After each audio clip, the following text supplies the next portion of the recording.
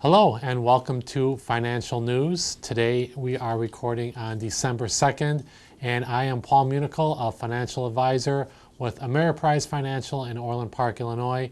Ron Jankowski, my co-host, is off on vacation, so you guys are stuck with just me today. Today I'm going to start out by giving you a little bit of the update on what's been going on with the markets for the first half of the show. And the second half, the Your Money portion of the show, we're going to be talking about tax strategies for college savings. So let's begin. After 2 months of foreign equity outperformance, domestic stocks resumed their leadership role among global equities in November, as the S&P 500 gained 3.6%, while the foreign equity benchmark added just 0.9% for the month. The S&P 500 enters its final and historically the best month of the year, riding a 23% year-to-date return. In our view, the market's fate in December is likely to be driven by Congress in its U.S.-China negotiations ahead of a December 15th deadline for additional tariffs. The market has largely anticipated that both sides would reach an agreement to avoid the U.S. imposing an additional 15% tariff on approximately $156 billion of Chinese products. However, as the mid-month deadline draws closer, we expect market volatility could trend higher.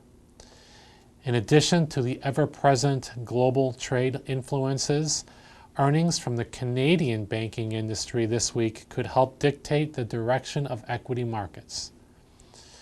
Expectations are relatively modest, in our view, as the group is forecast to report its slowest annual earnings growth since the global financial crisis.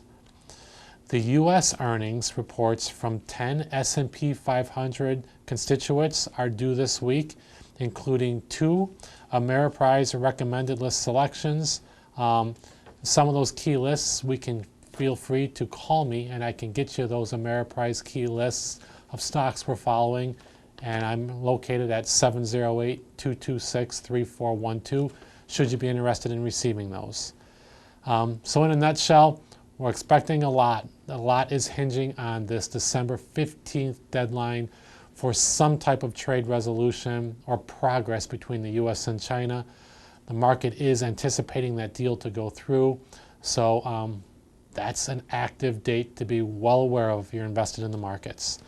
Just to give you some updates on what else is going on, global PMI data from both the Eurozone and China surprised to the upside today, or surprised to the upside over the weekend. U.S. PMI is due out today on Monday. Treasury yields are modestly higher across the board, with a 10-year note at 1.83% and the 2-year at 1.63%. Markets in Asia closed higher, led by Japan, up 1%. European markets are trading modestly lower at midday. And finally, WTI crude oil is up 2% on talks of further OPEC production cuts potentially. And just some stats that Ron normally gives you. The S&P 500 year to date up approximately 27%. Dow Jones approximately 23% positive year to date. And finally, the NASDAQ composite is positive approximately 31% year to date. Again, just staggering numbers and heading into historically a pretty good month for the markets.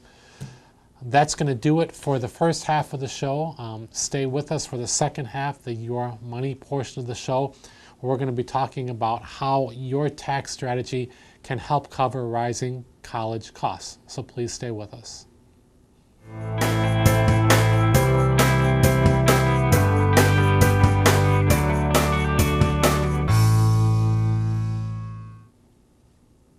All right, welcome back to the second half of the show, the Your Money portion of our show. And as I mentioned, I'm going to talk about how your tax strategy can help cover rising college costs. I prepared some notes that I'm going to read through, and Again, as always, viewers, if you have questions on these topics or anything else, you can always reach out to me directly. I've given that number before, but again, it's 708-226-3412. So, in today's world, many families rely on more than one strategy to cover the costs for their children's education.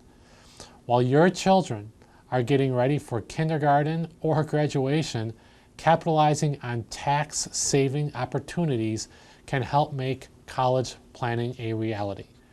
So let's begin. Long-term saving strategies. The best defense to rising costs is to save as early as you can and as much as you can. While there are a variety of accounts and ways to save for college, 529 plans, Coverdell and custodial accounts offer possible tax benefits. So let's take a look at each of them. Let's start with the 529. These plans are named after a provision in the tax code. That's where the name 529 comes from. And they are one of the most popular ways to build savings for education over time. A parent or even a non-relative can establish a 529 for a student with the ability to switch potential beneficiaries at any time. The person establishing the 529 account retains control over the assets and how they are used.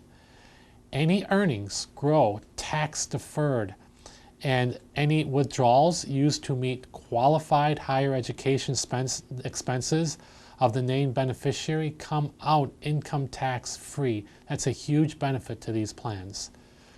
This is a significant incentive to save for college and offers a great deal of flexibility due to the high maximum contribution amounts, which do vary by state. While contributions to a 529 plan are not deductible for federal income tax purposes, many states allow for deductions and credits on income state taxes. So check your state taxes, but Illinois does allow it. So it may be worth discussing with your tax advisor about a 529 if you could potentially use that state income tax deduction. Moving beyond the 529, you can look to a custodial account for your beneficiary. These are often known as UTMA accounts, which stands for the Uniform Transfer to Minors Account, or UGMA, Uniform Gifts for Minors Account. These custodial accounts offer a way to transfer assets to your minor. A named custodian manages the account until the designated minor is old enough to assume ownership, usually ages 18 or 21, again, depending on your state law. However, because the student is the account owner, the assets may affect his or her eligibility for financial aid. The tax benefits to the donor include reducing the size of the donor's estate for tax purposes and the ability to exclude earnings on the assets from the donor's income taxes. The income tax rules still apply for the child, often known as kiddie tax, and again, that's something you do need to discuss with your tax advisor, how a kiddie tax may affect you. There's also a Coverdell Education Savings Account.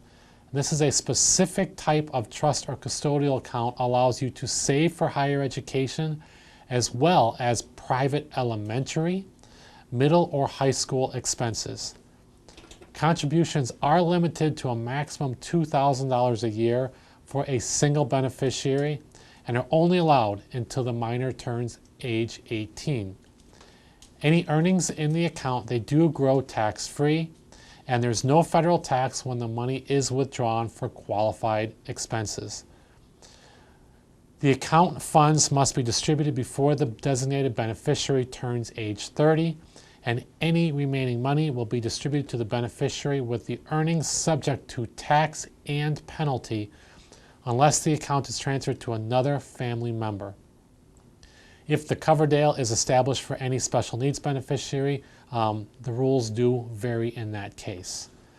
So again, the Coverdell account, oftentimes we see this more for private elementary or high schools because that $2,000 maximum contribution, you can't save as much there for future high school or college expenses, but again, saving whatever you can is better than not doing it at all. Tax saving strategies when you're making tuition payments. Let's take a look at that. Once you transition to paying for college expenses, there are potential tax credits and deductions that may help you save money on your tax bill. Tax credits provide dollar-for-dollar reduction in taxes due. Credits can be earned in the year the tuition is paid. In many cases, even if it is for the academic period beginning in January through March of the following year. Payments made by the end of a year may qualify for a credit on this year's tax return. 2 credits you may qualify for include the American Opportunity Tax Credit and the Lifetime Learning Credit. Income restrictions and other qualifications may apply. So again, work with your tax professional who can help you determine if any of these tax strategies are best for your situation. Tax laws have changed, so again, I can't state it enough. You do need to review these. We're talking in generalities here on the show today. I don't know which tax credits will be available for you, the viewer at home. So again, you really do need to talk to someone about your specific tax situation. I've just given some general ways to save for college. So again, you may be looking at the College 529 plan, the Coverdell Education Plan, or these UTMA accounts. Each has their advantage or disadvantage depending on what you're looking to do. The financial planning aspect, you need to talk to a financial advisor about, and I can be willing to help you in that. The tax advantages and or disadvantages to these, you need to talk to a tax advisor about. This is really going to conclude today's shows. Again, talked in mostly generalities. Should you need more specifics for your situation, feel free to reach out to me directly, again, at 708-226-3412. That being said, I hope everyone had a great Thanksgiving. We'll be back next week with a market update and another portion of your money. So thanks for watching, and we'll see you again in a week.